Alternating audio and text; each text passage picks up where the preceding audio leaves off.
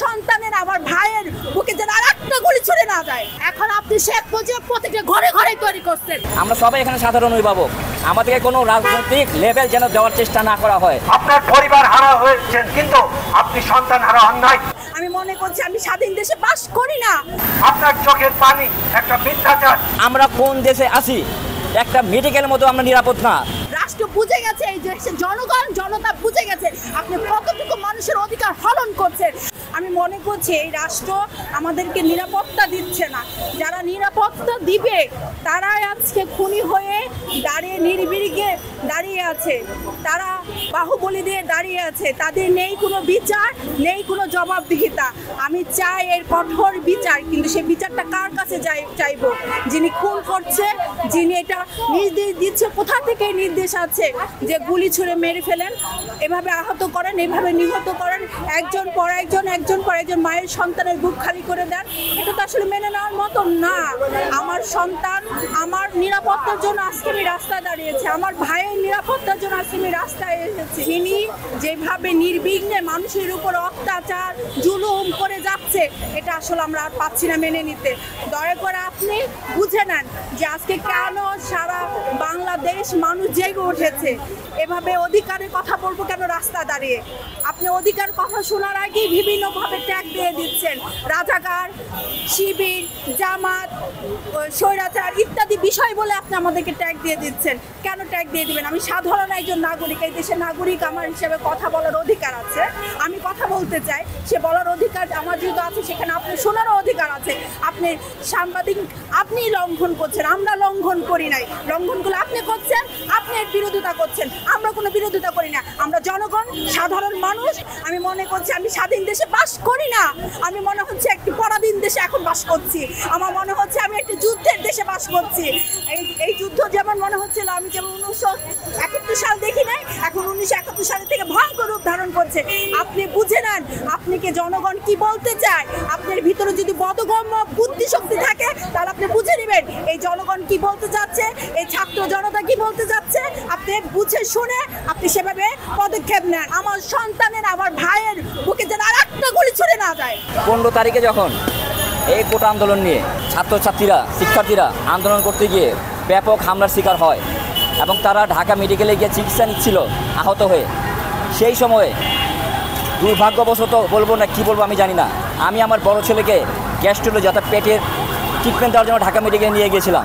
কিন্তু ওখানে ঢাকা মেডিকেলে যারা ভর্তি ছিল, ওই যে আন্দোলনকারীরা, তাদের উপরে গুন্ডা বাহিনী যেভাবে হাসপাতালের ভিতরে ঢুকে অ্যাটাক করলো, সেই সময় আমি, আমার ছেলে, আমার স্ত্রী, আমরাও আহত হলাম। আমরা সহ অসংখ্য সাধারণ রুগী সেদিন আহত হয়েছে। আমি আমার এক ছেলেকে নিয়ে ঢাকা মেডিকেল কলেজ হাসপাতালে গিয়েছিলাম চিকিৎসা দিতে, কিন্তু দুর্ভাগ্যক্রমে আমার আরেকটা ছেলে সেখানে আহত হয়ে যায়। আমার ছোটো ছেলে সেদিন পায়ে আঘাত পায়।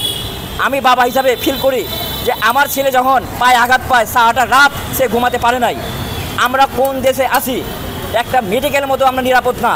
আমরা সবাই এখানে সাধারণ অভিভাবক, আমাদেরকে কোনো রাজনৈতিক লেভেল যেন দেওয়ার চেষ্টা না করা হয়। যদি রাজনৈতিক লেভেল দেওয়ার চেষ্টা করা হয়, এটা হবে ভুল, এটা হবে অপরাধ। প্রত্যেকটা মানুষের কথা বলার অধিকার আছে। কেন আমার কি অপরাধ ছিল সেদিন ঢাকা মেডিকেলে আমি আমার বাচ্চাকে পেটের ট্রিটমেন্ট করার জন্য গিয়ে কেন তাদের গুন্ডা বাহিনী দ্বারা আমি আক্রান্ত হয়েছি? সেই ক্ষোভ থেকেই আমি এই আন্দোলনের সাথে আমি একত্রতা ঘোষণা করতে আমি বাধ্য হয়েছি।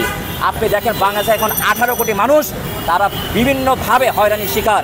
এখন আমি বলবো আন্দোলনকারী এই সাধারণ শিক্ষার্থীরা প্রত্যেকে আমার সন্তান, আমি তাদের বাবা। আমি বাবা হিসাবে বলতে চাই, তোমরা যখন যা পদক্ষেপ নিবা আমি তোমাদের পাশে আছি। একটা গুলি যেন না ছুড়ে, একটা গুলি যেন নিক্ষেপ না করা হয়। যে পুলিশ আপনি সন্ত্রাসী বানিয়েছেন, ওই পুলিশ তো আমাদের নিরাপত্তার জন্য আপনি তৈরি করা হয়েছিল, তাহলে সেখানে তারা আমার সন্তানকে কেন গুলি মারছে?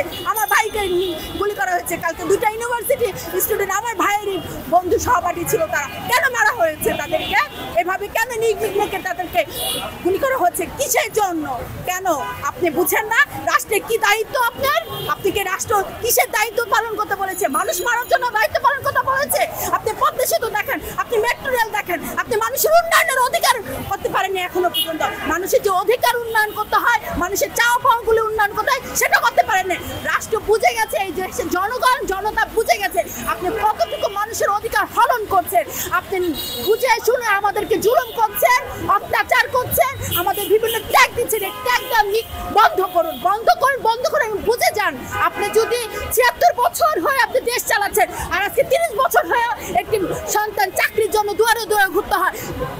কিসের জন্য 35-65 জনের রাস্তায় নামতে হয়?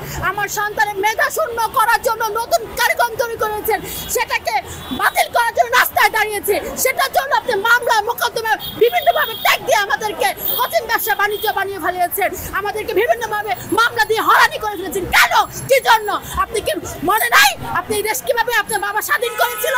এইভাবে এই কথাগুলো বলে, হ্যাঁ এইভাবে দেশ স্বাধীন করেছেন। 7ই মার্চের ভাষণ আপনি প্রতিটা বই কোন শ্রেণী বাদ যায় না আপনার বাবার বইয়ে অক্ষরে অক্ষরে লিখেন নাই। কেন? এখন আপনি শেখ মুজিব প্রতিটা ঘরে ঘরে তৈরি করছেন, বুঝে নেন, এবং তার থেকে দ্বিগুণ তৈরি করেছেন, শেখ মুজিবের থেকে দ্বিগুণ তৈরি করেছে। মানুষের পেশার নিরাপত্তা, মানুষের কর্মসংস্থানের নিরাপত্তা, মানুষের প্রতিদিনের যে উদ্বিগ্নতা, বাজারের যে নিরাপত্তা, প্রত্যেকটা আজ যে অবস্থা হয়ে গেছে, আপনি মেট্রো দেখিয়ে কাঁদেন। আপনার মুক্তিযুদ্ধে 30 লক্ষ শহীদ হয়েছে, আপনার পরিবার হারা হয়েছেন, কিন্তু আপনি সন্তান হারা হন নাই। আমরা বাবারা, আমরা মায়েরা বুঝি যে সন্তান হারানোর বেদনা কি। সন্তান যখন পায়ে ফুলের বিদ্ধ হয়ে হাসপাতালে কাতরাচ্ছে, তাদের মর্মত বেদনা আমরা শুনেছি। আপনার চোখের পানি একটা মিথ্যাচার, আপনি একটা ভণ্ড, আপনি একটা অভিনেত্রী। আপনি অবিলম্বে আমাদের সন্তানের নিরাপত্তা দিতে ব্যর্থ এবং আপনি অবিলম্বে সরে যান। সংবাদ, ফিচার ও অনুষ্ঠানের জন্য ভিজিট করুন সংবাদ প্রকাশের ওয়েবসাইট এবং যুক্ত থাকুন ফেসবুক পেজ ও ইউটিউব চ্যানেলের সঙ্গে।